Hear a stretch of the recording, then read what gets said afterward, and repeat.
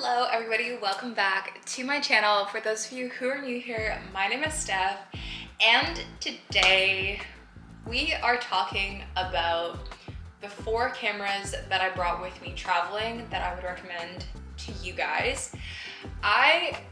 Okay, so let's preface this, okay? I recently, in the last 4 to 6 months, I have turned into a little bit of a camera nerd. And by camera nerd, I mean I am on the hunt for my perfect travel camera.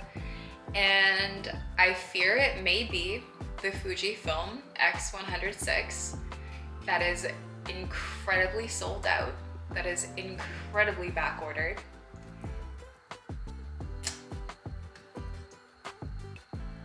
Yeah. So in doing research into the Fujifilm, as well as when I went to Greece, my friend had a G7X and I had a ZV-1. And in doing research into the differences and when I was deciding on buying my own vlogging camera and sort of that sort of stuff, it started to get me interested in photography and videography and making my content really interesting, really cool, high quality, that sort of stuff. So all I'm saying is I have become a little bit of a camera nerd. Now, I don't know everything there is to know about all the cameras, okay? I, to be honest with you, looked at the specs between the ZV-1 and like the G7X, etc., and the power, like all the different vlogging cameras that were available when I got my vlogging camera, and ended up deciding on the ZV-1 based on a vlog that I saw of somebody who had the ZV-1 and compared it against the G7X, and I thought the ZV-1 footage looked way better. That's how I made my decision. Now, there are a lot of things that go into camera decisions, right? How many megapixels, the sensor size, like what it can do, like how high the ISO goes, how high the zoom is, if it's a point and shoot, like shutter speeds. There's so many things that go into it. However, I'm gonna tell you the 4 cameras that I brought on vacation and why I think you should bring them on vacation as well. And I had a video comparing the ZV-1 and the G7X go viral on TikTok. It's got 2 million views right now. And a lot of people, okay, many people ask me to compare like the ZV-1 versus like the RX, I think it's like the RX 100 or the ZV-E1 or the ZV-1F or like a like Canon Rebel or like a bunch of cameras that I obviously don't have. I'm not going to speak on any camera that I don't have. I will tell you the other cameras that I want, which it's a very short list, and cameras that I think look cool, but we're not actually talking, I'm not going to speak on things that I don't have. I'm going to speak on my experiences with these 4 cameras and why I think you should have these 1 or 2 or 3 or 4 of these 4 cameras. Okay, let's talk about the one that's not here, which is my 35mm Co camera. Let me pull up, oh no, I actually haven't developed any film from this. So here's the story of why I got this camera, first of all. In the spring of last year, I was like, I found this guy on TikTok. His name is Carson. I found his TikTok and he shoots film on an Olympus point and shoot film camera. Now, again, okay, so this is a video, this is a camera that I would want. Okay, 1. 2, I was like looking for this camera. It's really hard to find this camera. It's very expensive for what it is. And knowing that I was just going into my first foray of film cameras, I was like, I'm probably not being responsible if I spend $400 on a film camera right off the bat. So I was like, first I'll get some disposables. And I shot through 2 disposable cameras, okay?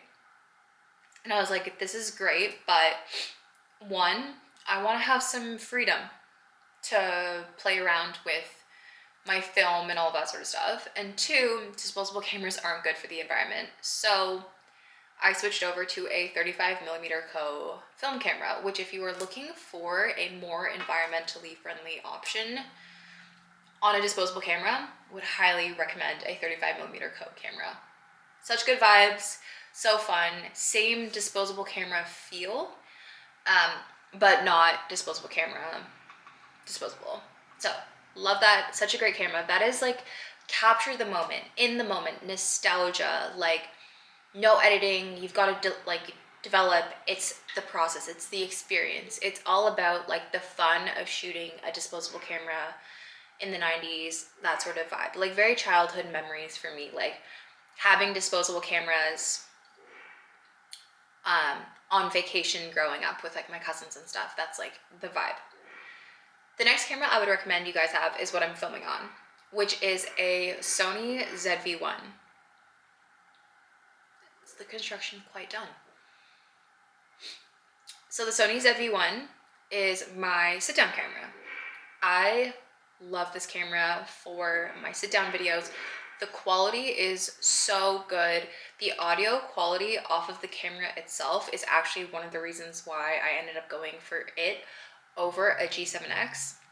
Now, lots of things. Really good in camera stabilization, but I have really shaky hands. So I have not really vlogged in the world as much as I would like with this camera, just because I find the stabilization isn't as good as I need it to actually be, given that I'm a very shaky person.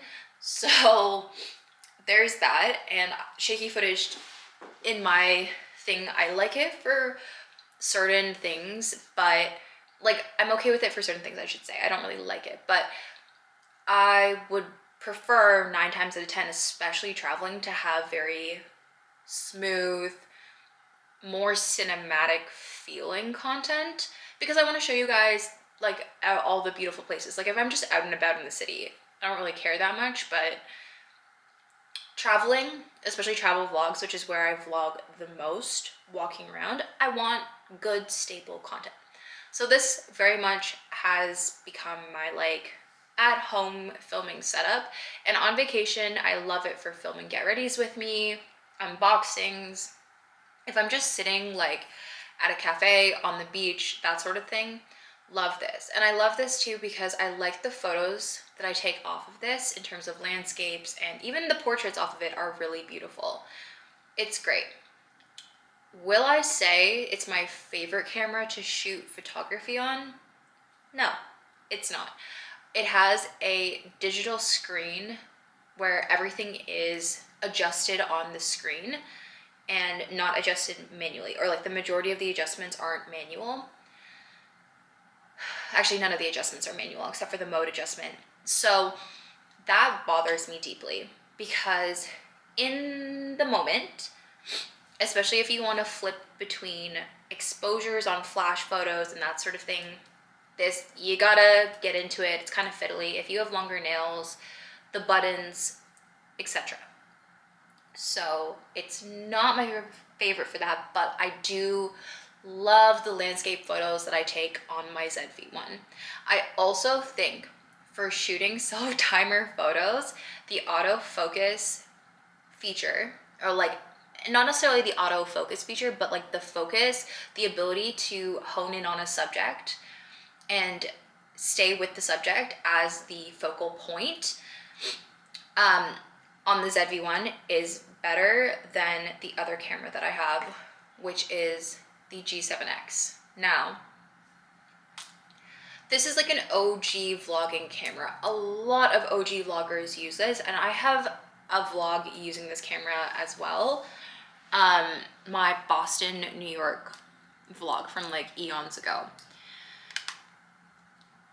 When I was looking between the two different cameras, and one of the other reasons why I didn't end up getting my own G7X at the time was I knew that my boyfriend had a G7X, and anytime I wanted to use his G7X, I could. But it wasn't until I went to Greece and we were using the flash on this camera that I really felt this was a camera that I kind of wanted in my own personal collection. So for Christmas this year, when he was doing his big clear out to move from San Francisco to New York, and like even after, he asked me if I wanted this camera, and I said yes. He's like, I think I'm gonna get rid of it, and I was like, can I please have it? He's like, do you want it? And I was like, I really want it, because I asked for it. And he was like, okay. So he kindly bequeathed it to me. This is what I take almost all of my portrait shots on. And if you're gonna be shooting mostly portrait photography, point and shoot portrait photography, okay, we're not talking about like professional photography, like for your Instagram and that sort of stuff, this is such a great camera to have. Now there are other options that you could get, okay? There's other Canons, there are other Sonys, there's Panasonics, all that. Like any point and shoot camera with a forced flash will give you the vibe. However, the color science of a Canon camera, in my opinion, for photos, kind of superior. And the in-camera, on-camera adjustments, this wheel where you can change the exposure, the fact that you can switch your ring, like the ring can be zoom or white balance, and then you also have this toggle for zoom. All of those three things together for me make in real-time shooting way more convenient, way faster, and no other camera really in this price point has that option, okay? Even things like the GR3 don't have that, and I've looked at the GR3. It doesn't have a flash, and it doesn't have all of these dials, which kind of brings me to my want of the Fujifilm. Now that's a whole different can of worms, but one thing I figured out about this is if you really like shooting in manual and you're like me and kind of newer at it, quick adjustments like an exposure dial, a white balance dial, that sort of stuff, easy to switch between, like to change your f-stop and that sort of stuff, the easier that is, the faster you can learn. So if you're looking for a camera, it does take great video, but for like portrait photography and you're learning, this is it. But I do have to say, I like my Sony landscapes a little bit better. So I mentioned I have shaky hands, so that leads me to my final camera purchase, and probably the coolest camera purchase. Well, it's not really a purchase. I got this as a gift. I say purchase because it came from my boyfriend. So like,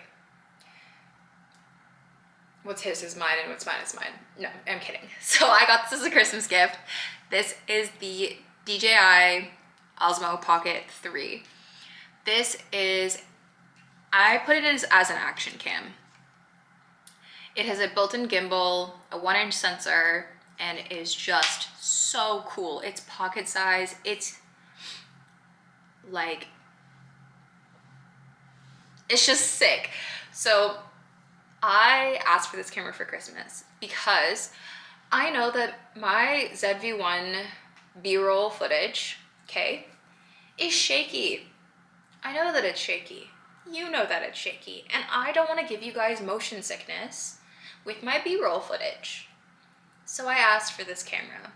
Not only can I film regular content on it, which I do, it takes the most smooth, stunning footage. Like, oh, I'll actually do it this way, okay? See, it says endpoint of my gimbal reached. Let me recenter him. You can see me, right? But like, it's so smooth. If you are, to be honest, okay, looking for an all-around camera, I always do this where I miss that. Not for photos, okay, for videography. If you're looking for a camera that is a good first step, you want a travel camera, video camera, you are gonna be doing a lot of solo filming, you wanna be able to film sit-down vlogs with it, this, okay, this guy. You can also switch between portrait mode and landscape mode just like that. So easy, and you hit continue. So good, so quick, and it's actually really little. I have the extended battery on it and the tripod. It's so tiny. Look at this.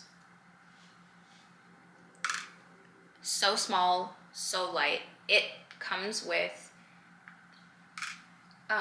a little carrying case. It has a wide angle lens. You can get like filters for it that are all magnetic, which is so cool. I got the creator kit for Christmas, the creator combo. So it also has a mic and a different handle, which I would highly recommend because I think a lot of the things in the creator combo, they don't sell them separately. So if you want to get the most out of your DJI, I would recommend that. But B-roll camera, sit down camera, it's got the mic on it so you can set it up somewhere and walk around. It has amazing face tracking, like amazing face tracking and subject tracking. So for solo shooting, like I said, unreal, so good. And ultimately, to be fair, having this, like I shoot on my phone sometimes, but I have come to realize that my phone quality doesn't give me, it's not high enough quality for me to really reuse my footage over and over and over again.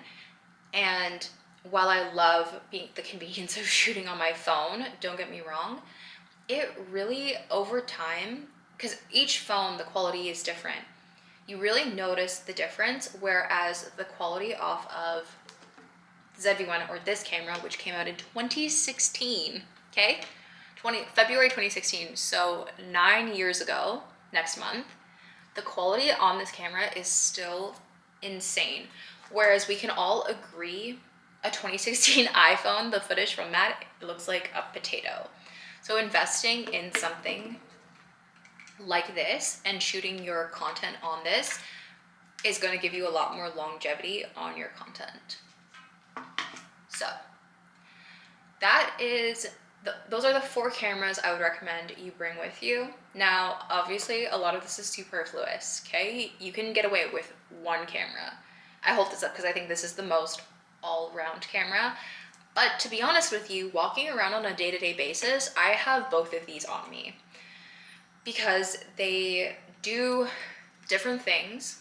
I get my photos on this guy, I get my B-roll, my talking to the camera content, anything like that on this one.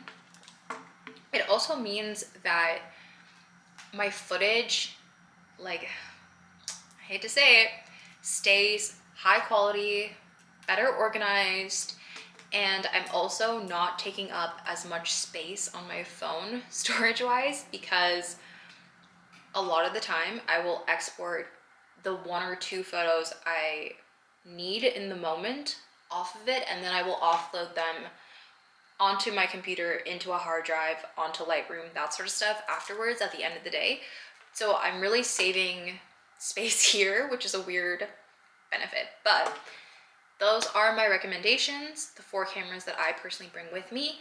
Now, in terms of the cameras that I want, there are 2 cameras that I want.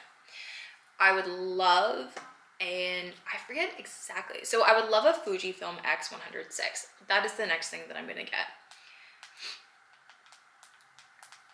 because it's an even more travel optimized camera, and that's really what I want. I want a travel camera. I love, like, landscapes is what I love. I love shooting like wide open, like ocean shots, beach shots, that sort of thing. That's like my favorite photos are like from the beach, from somewhere like on the Mediterranean, etc. I'm not a huge, like, I will do street photography. I'm not a big street photography person. So the wide angle fixed lens of the Fujifilm is kind of perfect for me for what I want. And I'm also super interested in the recipes. The other thing I want is an Olympic stylus epic zoom film camera. I want to say. They're so expensive though, so I'm just kind of waiting. There is a place called, I think it's called Cute Camera Co. Yeah. They have a bunch of